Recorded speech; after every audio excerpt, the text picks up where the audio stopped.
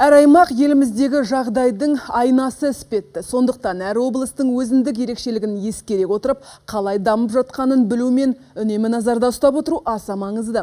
Бүгін мемлекет басшысы Нұрсұлтан Назарбаевтың Ақтөбе облысына жұмыс сапарының екінші күнінде осы және өзге де маңызды мәселелер көтерілді. Мәселен, осындағы мұнай жабдықтар зауытының тыныс-тіршілігіне баға беріп, елдегі нарықтың 80%-ын қамтып отырған сала жұмысшыларының жұмыс барысымен танысты. Назарбаев зияткерлік мектебінде білім алып жатқан шәкірттермен де жүздесті. Ақтөбеден әріптесім Мұхтар Ыбырайым жалғастырады.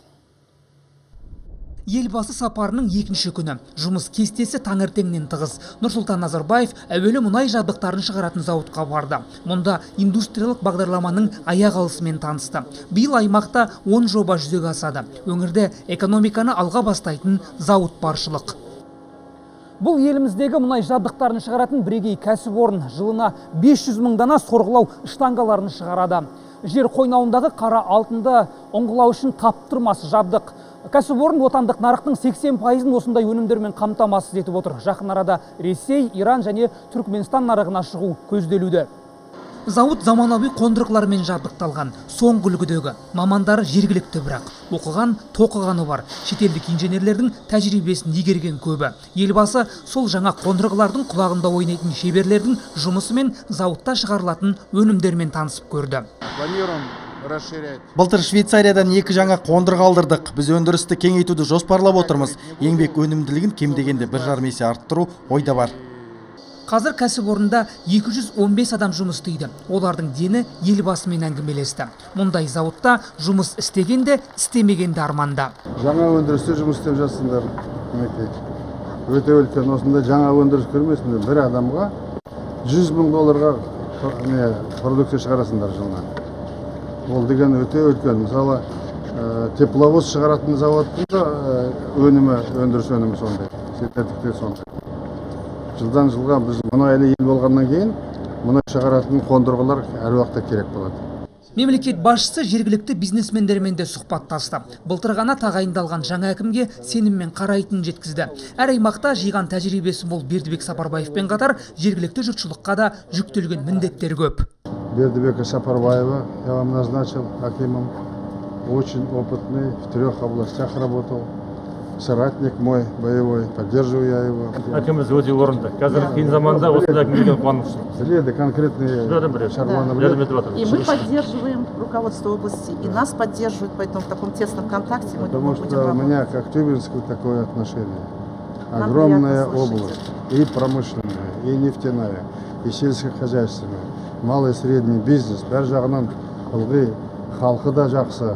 Бұдан соң президент Назарбаев зияткерлік мектебіне аялдады. Еліміздегі 20 озық оқу орнының бірі осы ақтөбелік жастарға арналған. Физика-математика бағыты бойынша білім береді. Оқытушылары да білікті. 20 педагог бар. Олардың 17-сі шетелдік мұғалім. Арасында қазақ тілін жетік меңгергендер де бар. Аса құрметті Нұрсұлтан Әбішұлы, менің аты-жөнім Мейтанұлы. Бізде 17 шетел мұғалімдері бар. Қазақшаны қайдан көрдің? Мен өзім үйрендім, жалпы, бірақ мен шешім қабылдадым. Болашақта мен таза қазақша сөйлеймін. Таза да жаман емес. Жаман емес, бірақ маған таза қазақша сөйлесу керек. Бізге күйеу болады. Мектепте 700 бала оқиды. Алғыр білім мен ғылымға құштар. Олар өздерінің ғылыми жаңалықтарын елбасыға таныстырды. Биология, химия, жасыл технологиялар мен ақпараттық саланы қамтиды дені. Бүгінгі біздің тақырыбымыз ол күнделікті тұтынып жүрген тағам өнімдеріндегі ақуызды, крахмал және көмірсудан анықтау. Біз өнім ретінде мынандай 5 түрлі йогурт түрін алдық. Олар Қазақстанда жасалған 2 йогурт және 3 импорттық өнім.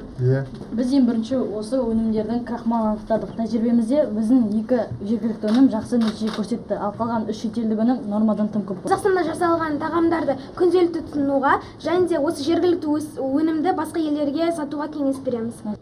Ал Дәулет Жастайып болса, ұялы телефонды қуаттандыру барысын автоматтандыратын құрал ойлап тапты. Құрылғының қызметін ұзартудың қамы дейді. Осы құрылғы зерттеу процесін автоматтандыратын құрылғы. Яғни бұны тоқ көзіне қосу арқылы ұялы телефон 100%-ке жеткен кезде тоқ көзінен физикалық тұрғыда толықтай айырылып қалады. Ал мына сыныпта оқушылар суды мұнай қалдықтарынан тазартумен айналысып жатыр. Мұнайлы өлке болған соң, оны тазартудың тың әдістерін тапқан. Ғылыми дәйектері де орынды. Арнайы ортада бесіндендірілген бактериялар арқылы мұнаймен ластанған суды тазартудамыз. Бұл қандай бактериялар? Олефилді бактериялар деп атайды, немесе мұнаймен қоректенетін бактериялар. Мысалға, мұнай жарылып сыртқа шашылатын болса, мысалға Каспий теңізінің суларына, ондай кезде осы бактериологиялық тәсілмен біз оны тазартып шығуымызға болады. Болашақта сендердің іштерінен баяғы өзіміз білетін ғалымдар шығады деп сенемін.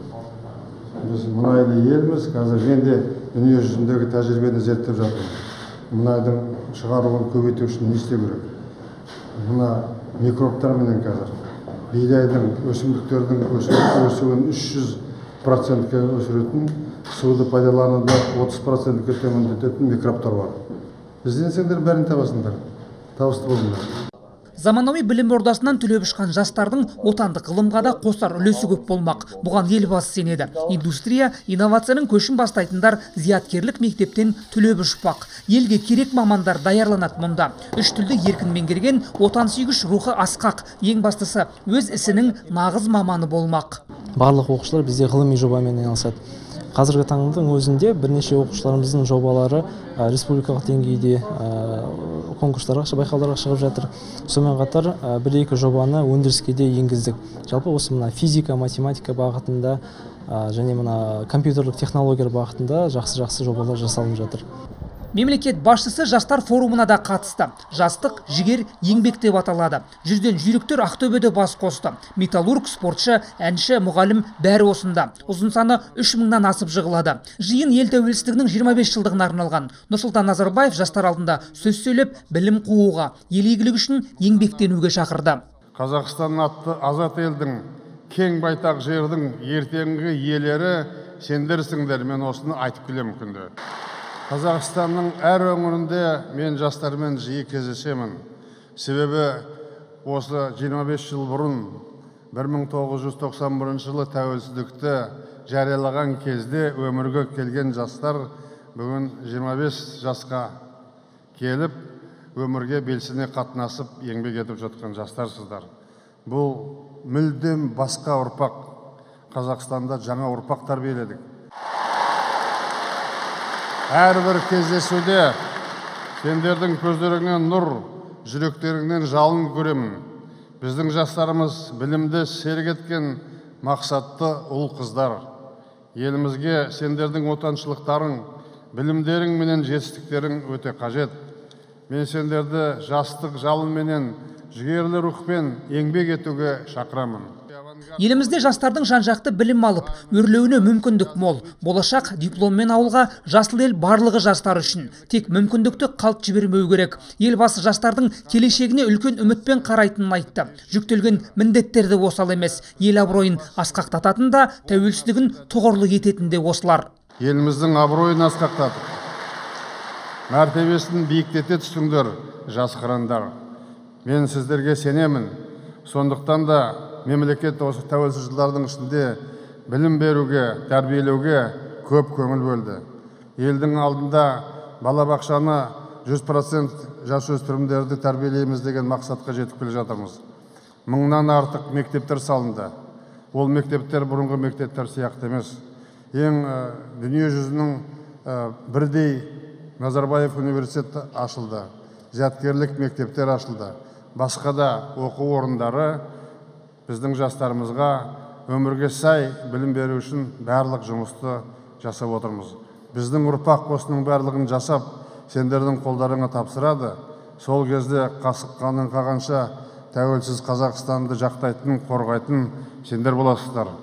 Ел жастары қашанда елбасымен бірге. Ұлт үшін маңызды бастамалардың басы қасында. Солай бола бермек. Алда ел бірлігін паш ететін тағы бір өткел тұр. Елбасы жас өрендер алдағы сайлауда елдің жарқын болашағы үшін дауыс беретініне сенім білдірді. Хочу верить, что наша молодежь будет активной, придет в избирательные участки и проголосует за свое будущее.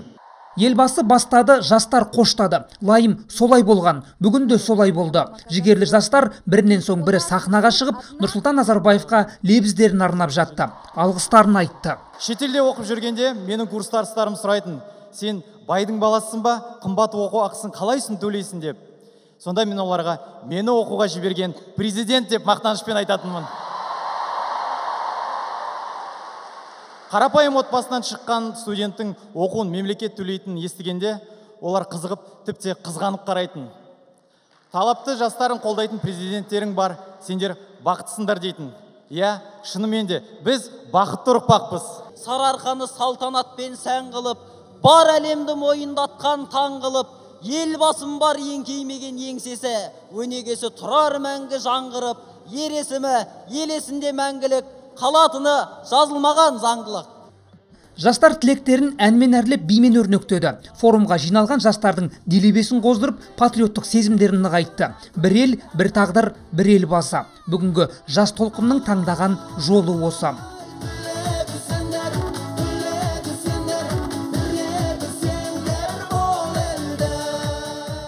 Мұхтар Ыбырайым, Қанат Әбілдин, қорытынды жаңалықтар, Ақтөбе.